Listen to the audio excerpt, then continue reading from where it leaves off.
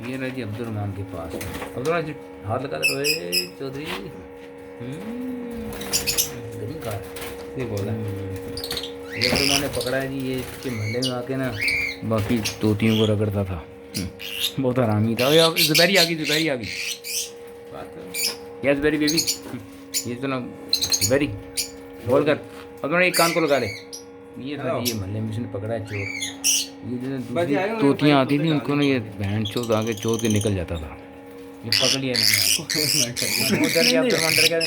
ये उसका मेल है, उसका मेल है। अच्छा उसका मतलब हाँ सुबह कौन सा अब्दुल रहमान पुलिस को बता रहा है इसके बारे में कि ये पकड़ लिया चोर, उसने जो खुद ही मारता था। आखिर इसको सजाए मौत देने लगे, इसका लान काटने लगे। कह रहा है ना कटो ना कटो ना कटो। वो गया अंदर